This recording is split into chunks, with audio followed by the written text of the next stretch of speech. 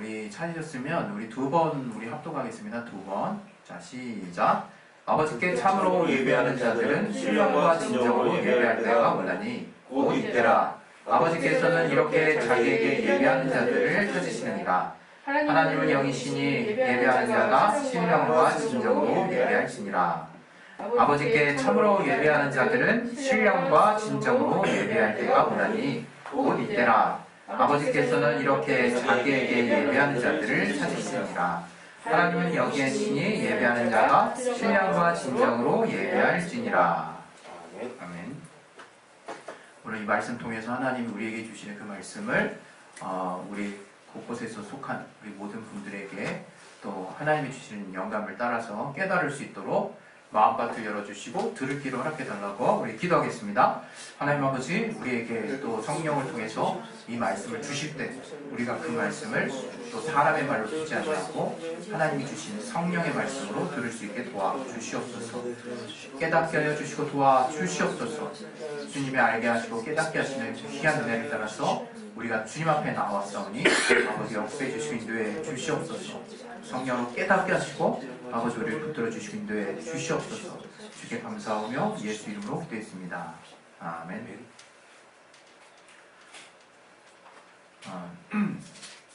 우리가 하나님을 소개하려고 할 때 여러 가지로 소개할 수 있을 것이라고 생각합니다.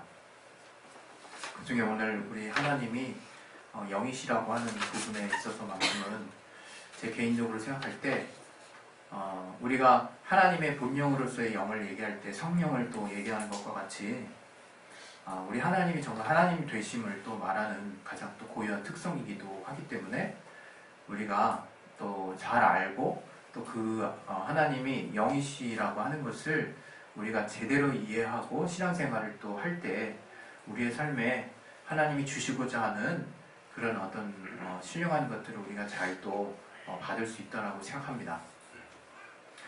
우리 하나님은 영이신데 이것을 가장 쉽게 표현해서 우리 인간의 오감으로 파악될 수 없는 분이라고 우리가 이해하면 또 가장 또 편할 것 같습니다. 그러나 하나님은 영이시다라고 말씀하실 때 우리는 단순히 그냥 하나님이 우리 눈에 보이지 않는 분, 또 우리가 우리의 오감으로 느끼거나 또 보거나 또 듣거나 깨달을 수 없는 분으로만 알기에는 좀 설명이 많이 빈약하죠. 그래서 그 하나님이 영이신데 그 영이신 하나님을 우리 가운데 또 알게 하신 분이 바로 예수 그리스도신데 그 예수 그리스도가 어떻게 우리 가운데 오셨는지를 이 요한복음을 통해서 우리가 또 보게 되면 하나님이 영이시다 하는 것을 우리가 어느 정도 이렇게 또 알 수 있지 않을까 그런 생각을 하게 됩니다. 요한복음 1장에는 태초에 말씀이 계시니라 이렇게 이제 계셨는데 말씀이 계셨다라는 표현을 쓰면서 그 로고스로 계시는 그 말씀에 대해서 그 로고스도 사실은 헬라어에 그 말씀으로 계신 하나님을 표현하기 적절한 용어가 없기 때문에 썼던 용어긴 하지만 어쨌든 계신 하나님, 말씀으로 계신 하나님을 이제 말하고 있고 그 말씀이 하나님과 함께 계셨으니 그 말씀도 곧 하나님이시라고 또 우리의 이성으로는 잘 이해할 수 없는 말을 하고 계십니다. 그런데 곧이어서 이제 쭉 이제 이어서 내려가는 내용들을 한번 보면 우리 요한복음 1장을 한번 찾아보겠습니다. 요한복음 1장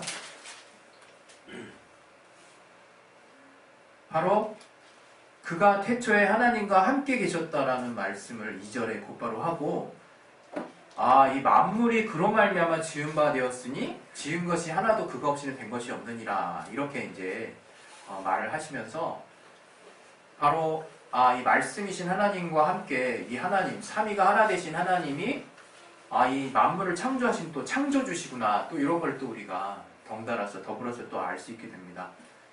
그런데 그 하나님이 그냥 말씀으로 하나님과 함께 계시지 않고 또 하나님의 경륜을 따라서 때가 됐을 때 2000여 년 전에 이제 우리 인류 가운데 나타내신 분이 바로 우리가 알고 있는 예수 그리스도시라는 거죠. 그래서 1장 14절에는 말씀이 육신이 되어서 우리 가운데 오신 그 하나님에 대해서 설명을 하고 있습니다. 그래서 우리가 그 영광을 보니까 그 영광이 바로 하나님이 보내신 그 독생자의 영광으로 충만하고 또 그 안에 하나님의 은혜와 진리가 충만하더라 이렇게 이제 표현을 하고 있습니다. 참 이 대목은 사실 진짜 다른 대목도 마찬가지겠지만 정말 영적이거든요. 영적인 표현들이라 우리가 단지 이성으로 파악하기에는 엄청난 한계가 사실 정말 있습니다. 그래서 우리가 하나님은 영이시다라고 하는 것이 얼마나 우리가 신앙생활하는데 중요한 어떤 힌트를 제공해 주는지 몰라요. 아, 신앙을 이렇게 해야 되는 거구나 라는 거죠. 바로 신앙은 어떻게 해야 되느냐? 바로 하나님이 영이시라고 하는 것을 제대로 알고 영적으로 하는 게 신앙생활이에요. 영적으로 하는 게. 그래서 우리가 이 땅에서 육신의 삶을 가지고 살지만 우리는 신앙생활을 영적인 삶이라고 이렇게 또 말을 할 수 있거든요. 그리스도인이 신앙생활을 한다는 것은 영적인 삶을 사는 거예요. 그런데 정작 그 영적인 삶이 무엇인가에 대해서 우리는 많이 혼동하면서 산다는 거죠. 그냥 그저 영적인 삶을 우리가 알고 있는 바운더리 안에서 또 이해하려고 하다 보니까 이게 엉뚱한 모습으로 지금 영적인 삶이 지금 자리매김되어 있는 부분도 많이 있다는 거죠. 다시 말씀드리지만 하나님이 영이십니다. 하나님이 영적인 삶은 바로 그 영이신 하나님을 우리가 쫓는 삶인데 바로 그 아들 예수께서 말씀이 영이신 그 말씀이 육신이 되어서 우리 가운데 임하심으로 이제 우리가 그 예수를 만나고 예수께서 하신 말씀대로 사는 삶이 영적인 삶인 거예요. 영적인 삶에는 다른 말이, 다른 뜻이 있을 수가 없습니다. 우리가 성경을 통해서 신령하다고 하는 것들을 우리가 찾아볼 수 있어요. 신령하다. 오늘 같이 나눴던 이 본문의 말씀에도 신령과 진정으로 예배한다는 표현이 있잖아요. 그 신령과 진정. 그냥 우리 한국말로 신령하다라고 이제 표현이 써 있으니까 특별한 또 어떤 생각을 갖게 되는데 이거 그냥 헬라어 원어 그냥 그대로 나가게 되면 그냥 푸뉴마입니다. 푸뉴마. 영. 이게 하나님이 우리의 영혼도 푸뉴마지만 하나님의 말씀을 또 말씀이 또 영적이라고 할 때 푸뉴마라고 또 쓰거든요. 그래서 이 푸뉴마라고 하는 것은 그냥 숨이라고 해석될 수 있지만 거의 모든 부분에 있어서 신약에 압도적으로 이제 영적인 것을 말할 때 푸뉴마라고 씁니다. 그래서 우리가 이 영이라고 하는 것을 제대로 알고 있어야 되는 거예요. 우리가 아는 이미지는 무엇이냐? 뭔가 신령한 사람 하면 당장 지금 여러분 중에는 그런 사람이 거의 없을 것이라고 저는 믿는데 신령하다 하면 딱 처음에 생각나는 거는 뭔가 신기한 어떤 능력들이 나타나는 사람 그리고 뭔가 희한한 어떤 말들을 하는 사람 그리고 뭔가 말이나 행색이나 어떤 그런 태도라든가 그런 모습들을 통해서 뭔가 기이한 무언가들을 이렇게 나타내는 사람들을 저 사람 신령하네 라고 우리가 착각하고 있다 이거예요. 그래서 그러한 것에 우리가 현혹되게 되면 어떻게 되느냐? 그 사람의 말에 붙잡히게 됩니다. 이게 가장 무서운 일인데 우리가 가장 경계해야 되는 일이기도 해요.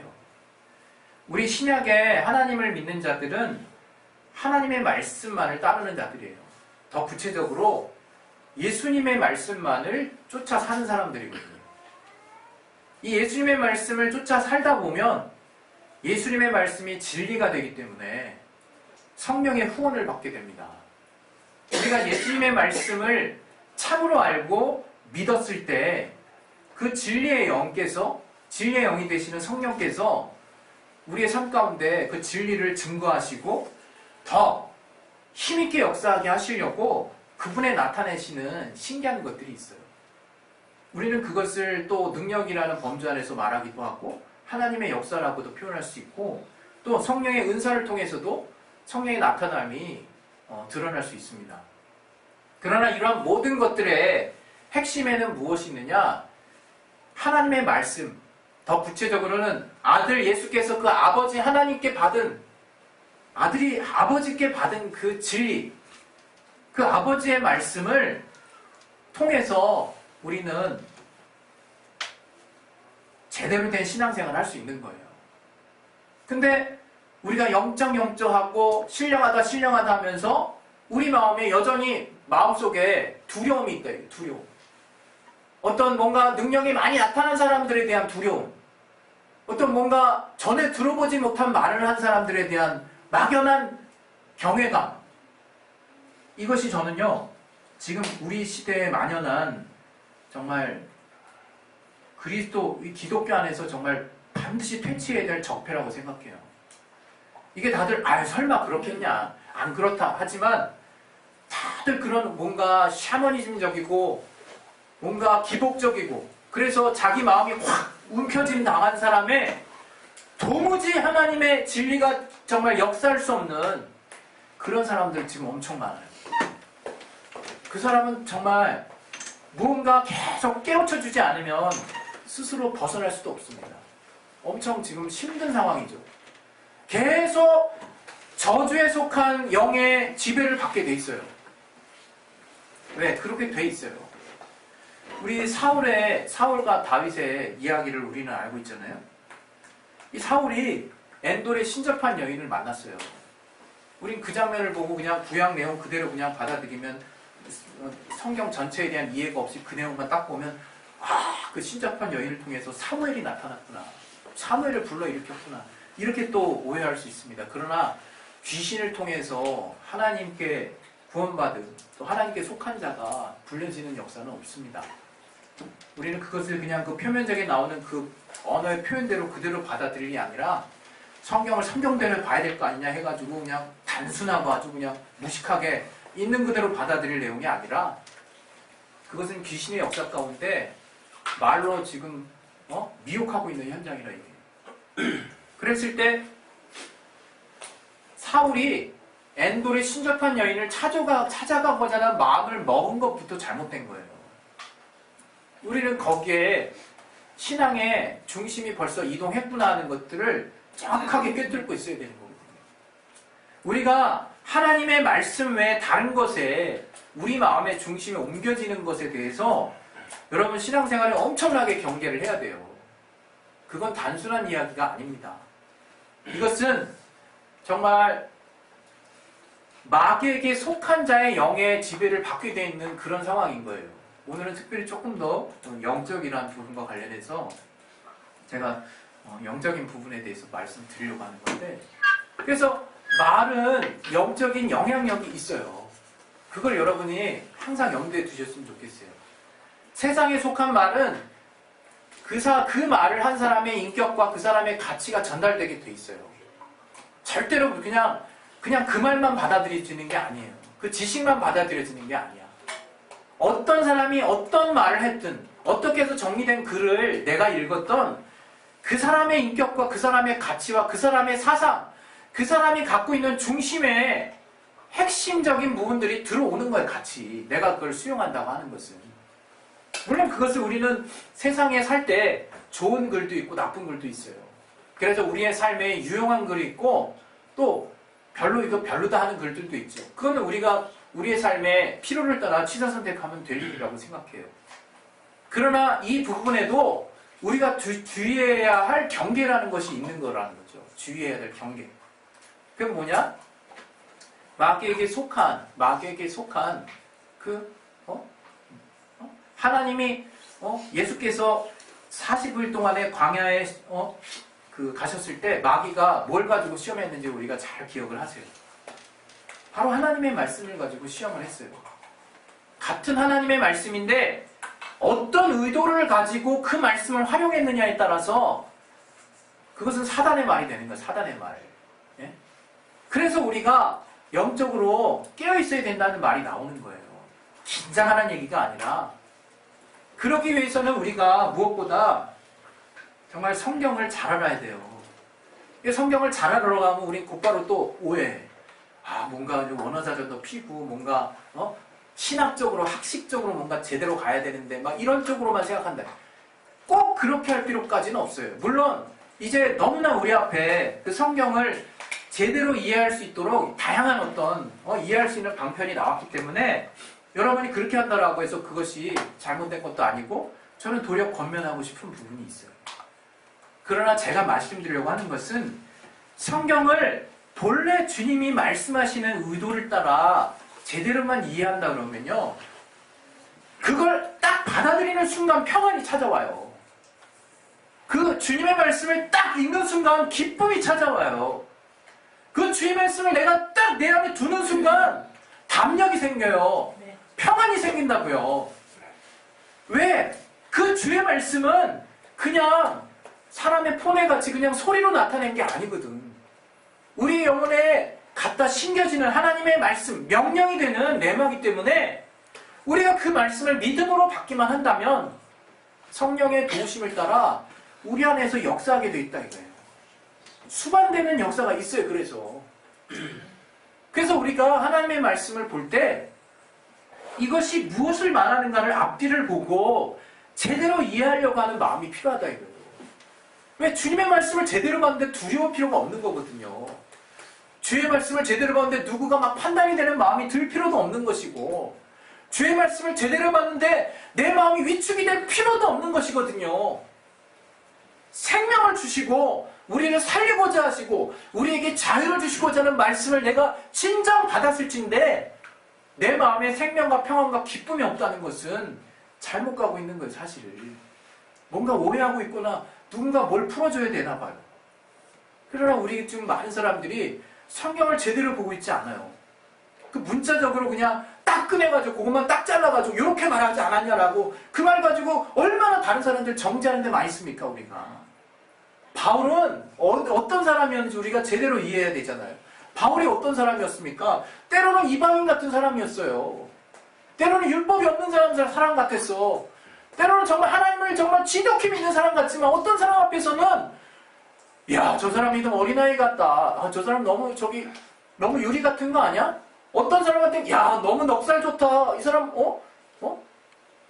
엄청나게 자유한 사람이었어요. 우리가 바울을 이 성경에 나오는 이 서신서의 내용들에 바울을 종합적인 인물로 한번 조립을 해보세요. 어떤 인물이었는지. 그가 그러한 담대함과 자유함과 또 정말 유대인들에게는 더 정말 자기가 더 유대인답게 살았다고 자신할 수 있는 담력과 또 이방인들에게 힘있게 또 예수를 전할 수 있는 또 저들의 연약한 모습까지도 다 포용하며 그들의 모습처럼 될 수 있는 엄청난 그 스펙트럼이 어디서 나올 수 있었는지를 우리는 봐야 돼요. 성경을 통해서. 주님이 가르쳐 주신 거예요. 주님이 알게 하신 거예요. 주님이 정말 자신을 향해서 목숨을 다 버리기까지 너희를 내어놓으라는 엄청난 부담스러운 말을 했는데 그 말대로 따라가 봤더니 그 안에는 엄청난 자유가 있더라 이거예요. 그 안에는 주님만이 주실 수 있는 기쁨이 있더라 이거예요. 저는 우리가 지금 예수를 믿는 우리들이 그러한 자유를 회복해야 제대로 된 복음이 전파된다고 생각해요. 그러한 기쁨과 평안과 자유가 있어야 내가 몇 마디 말을 하더라도 영향력 있는 한마디를 전달할 수 있다고 생각해요. 우리는 지금 어찌 보면 이 복음 안에서 또 다른 새로운 이 시대의 또 새로운 틀에 맞는 또 율법 안에 살고 있는지도 모르겠어요. 또 이 시대에 많이 혼탁해져 있는 그 말에, 사람들의 말에 그 권위에 눌려서 정말 쩔쩔매고 있는지 모르겠어요. 여러분 우리가 그 신모모 있잖아요. 그 사이비 거기에 왜 이렇게 넘어갑니까? 저는 말씀을 잘 몰라서 그런다고 생각해요. 진짜 딱 까놓고 얘기해서 말씀을 많이 아는 게 중요한 게 아니라 말씀을 몇 가지만 알아도 가장 중심으로 핵심으로 잘 알고 있으면요 거기서부터 다 연결이 되는 거예요. 거기서부터 하나하나 다 뼈대, 심줄, 영양분을 다 공급해주게 돼 있는 거거든요. 그런데 그 중심부터 잘못되어 있으니까 아무리 열심히 정말 이전 교회에서 제대로 된 정통교회에서 아무리 정말 뜨겁게 또 직분자로서 충성되게 일을 했다 할지라도 딱 몇 마디에 그냥 넘어가 버리는 거예요.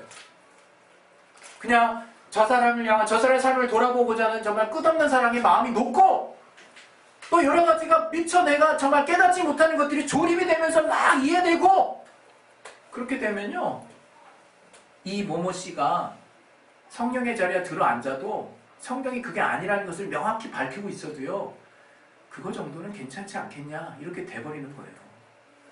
그게 우리의 지금 심각한 지금 위기입니다. 우리가 지금 겪고 있는 하나님의 말씀의 가장 중요한 가치들을 우리가 지금 혼동하고 있는 거예요. 우리가 예수님이 우리에게 주신 말씀의 그 핵심적인 가치를 우리의 삶의 뼈대로 삼지 못한다면 우리는 사람의 말에 확 눌리게 돼 있어요. 이제 보십시오, 여러분. 말세에 이런 사람 나온다 그랬어요. 막 능력을 행하고 막 죽은 자도 살린대요. 어떻게 분별할 겁니까, 우리가? 도대체 뭘로 분별할 거예요? 그 사람에게서 나타나는 결과물로 어떻게 우리가 분별할 거냐, 이거예요. 하나님의 말씀의 중심이 성령의 인침을 통해서 확고하게 내 안에 뿌리 박혀 있지 않으면 흔들리는 거예요. 그냥 막 흔들리는 거예요. 그 사람 말에 눌리면 그 사람이 뭔 말을 해도 그때부터는 말씀이 안 들리는 거예요. 그 사람이 이 말하면 이 말대로 그냥 아멘 하는 거예요. 그대로 과교돼 있다, 이게 그대로. 저는 너무 무서운 지금 현실에 우리가 살고 있다고 생각해요. 많은 사람들이 그런 성경에 하나님이 말씀하신, 예수님이 하신 그 말씀의 중심에 자기 신앙의 뿌리를 정확히 두고 있지 않기 때문에 다른 부분을 채워주면 마음이 열리는 거예요. 다른 부분을 정말 정성스럽게 갖다 주면 정말 마음이 녹아내리는 거예요. 뭐가 잘못됐을까? 뭐가 잘못됐긴요. 주님이 하신 평소에 복음서를 통해서 주님이 하신 말씀들을 그냥 잘 보면 되는 거거든요. 주님이 하신 말씀들을 그냥 잘 기억해서 보고 그 가치대로 살아야겠다는 그 결심을 매 순간 하며 성령을 통해서 내가 정말 그런 하나님의 말씀을 제대로 수행했다라고 하는 그런 삶의 증거들을 보면 흔들리지 않을 수 있거든요. 그러나 우리가 그런 데 신경을 쓰는, 그런 데 투자할 만한 시간적인 여유를 우리가 할애하지를 않아요.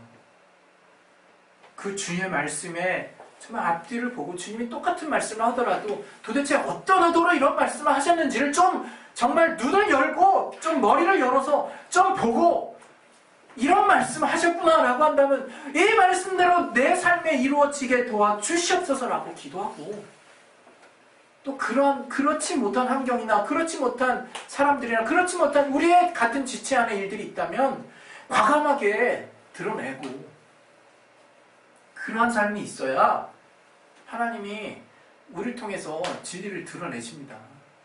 정말 이 진리는요, 우리 가운데 드러내게 돼 있어요. 오늘 같이 나눴던 부분에 참으로 예배하는 자를 찾는데, 참으로 예배하는 자, 참으로 프로스키며 그분 앞에 무릎 꿇고 복종하고 그분에게 입맞춤하려고 하는 그러한 자들을, 진실로 그렇게 나아가려고 하는 자들을 찾으신다는 거예요. 그것은 바로 그 오직 하나님의 말씀에만 무릎 꿇고자 하는 자들을 기억하시겠다는 거예요, 주님이. 그래서 그 주의 말씀대로만 살고자 하는 중심이 내 안에 감춰지는 그런 자에게 영으로, 진리로 예배할 수 있는 때가 오는데 바로 지금이 바로 그때라고. 바로 하나님의 말씀이 우리에게, 우리 영의 생명이 되고, 또 하나님의 말씀이 우리에게 참이 되어서 그 말씀을 따라가려고 하는 그 모든 자들에게 주님만이 주실 수 있는 진리로 말미암은 자유함을 주시는 거예요. 평안을 주시는 거예요. 기쁨을 주시는 거예요. 생명을 주시는 거예요. 저는 저와 여러분이요, 제가 오늘 우리 교회 딱 하면서 야, 눈도 오고, 야, 이 환경도 오늘 또 이게 또 보일러도 시원찮아가지고, 이게 또 지금 저도 쌀쌀하잖아요. 이게 안에 들어왔는데도 발바닥만 따뜻하지 다른 데는 다 쌀쌀하잖아요. 그러면서 살짝 그 생각났어요. 정말 교회 안에만 들어오면 말씀 들을 생각만 하고 딴 걱정 하나도 안 하는 교회에 있는 사람들은 얼마나 좋을까. 그 생각이 살짝 들더라고요. 이 환경이 얼마나 중요한가. 근데 공교롭게도 내가 준비한 말씀에 반하는 생각을 내가 하고 있더라고요. 정말 필요 없다는 게 아니에요. 환경이 필요 없다는 게 아니에요. 때가 되면 갖춰지길 원해요. 그러나 우리가 정말 매 순간 정신 바짝 차리고 이 사단에게 속한 그 말에 넘어가지 않아서 그의 영에게 속하지 않으려면 우리가 말씀을 깊이 봐야 되는 거예요. 특별히 주님께서 하신 말씀들을 우리가 잘 곱씹어야 되는 거예요. 그러면 곱씹으면 곱씹을수록 우리 마음이 어떻게 되느냐? 정말 자유해져요. 주의 말씀을 우리가 잘 묵상하면 묵상할수록 다 막 긴장되고 주님의 길은 너무 좁구나 뭐 위축되고 어떻게 하면 내가 이렇게 많은 죄 가운데 있는데 이런 말씀이 아니라 우리를 죄 가운데 자유하게 하시고 우리를 담대하게 하시고 주님만을 바라보게 하시고 마음이 뜨겁게 하시고 어떤 환경에든 상관없이 주님을 향한 사랑을 고백할 수 있는 평안하고 정말 담대한 마음으로 하나님 우리를 바꿔놓으신다 이거예요. 저는 저와 여러분이 그런 정말 영으로 충만한 하나님의 말씀에 구체적인 영향을 받는 자들이 됐으면 좋겠어요. 저는 우리 진리로 자유한 교회에 저는 이 세상에 제 개인적으로는 딱 하나님이 또 이 가치로 부르셨다고 믿어요. 그것은 우리만 구원받는다가 아니라 각자의 부르심을 따라 하나님이 쓰실 텐데 특별히 우리 교회만큼은 이 진리에 대한 자유, 이 진리에 대한 자부심, 오직 예수의 말씀만을 따랐을 때 우리가 누릴 수 있는 하나님만이 주실 수 있는 그 정말 영적인 가치들을 제대로 알 수 있는 교회가 되기를 바라요. 그거 아니면 우리 굳이 이렇게 애쓸 필요 없습니다. 정말이에요. 오늘도 참 그걸 많이 느낄 만한 또 날씨잖아요. 저와 여러분이 주님 앞에서 주님이 우리에게 주실 수 있는 진리로 말미암는 또 신령한 또 영향력을 잘 받았으면 좋겠어요. 말씀 하나 볼 텐데요.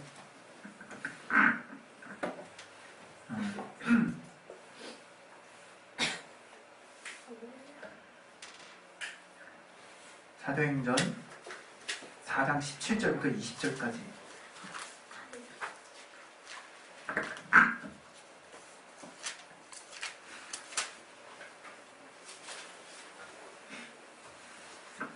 같이 한번 읽겠습니다. 사도행전 4장 17절부터 20절 시작.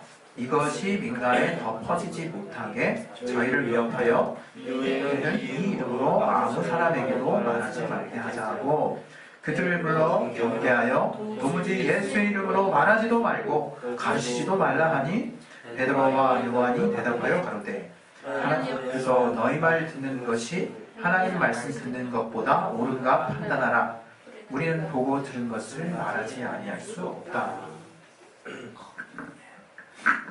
우리의 말이 왜 권위가 있냐면 주님이 지지해 주시는 말씀 안에 사는 삶을 살기 때문이에요.